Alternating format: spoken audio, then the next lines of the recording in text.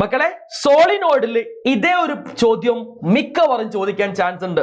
ഇതോ അല്ലെങ്കിൽ നമ്മളെ നോർത്തിന്റെ വരും, ഏത് വേണമെങ്കിലും വരാം. ചോദ്യം എന്താണ്?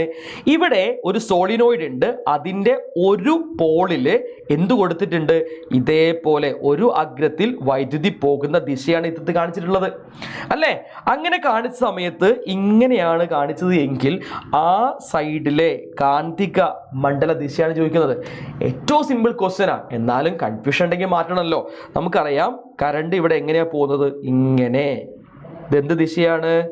ഇങ്ങനെയല്ലേ പോകുന്നത്. അപ്പൊ ഇത് ക്ലോക്ക് വൈസ് ആണ് അല്ലേ? ക്ലോക്ക് വൈസ് ആവുമ്പോൾ നമ്മളിതാ ഉള്ളിലൊരു എസ് ആണ് ഇങ്ങനെ വരച്ചത്. ഞാൻ ഇവിടെ കാണിച്ചു തരാം. എസ് വരച്ചിട്ട് അതിൻ്റെ രണ്ട് എഡ്ജിലും ഇങ്ങനെ ആരോ ഇട്ട് വെക്കുക.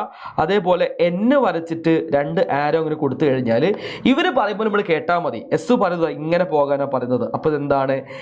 ക്ലോക്ക് വൈസ് ആണെങ്കിൽ സൗത്ത്, ഇനി നോർത്ത് ആണെങ്കിലോ അതാ ഇങ്ങനെ. കണ്ടോ? ആൻറ്റി ക്ലോക്ക് വൈസ് ആണ് അല്ലേ? ആൻറ്റി ക്ലോക്ക് വൈസ് ആണെങ്കിൽ നോർത്ത്.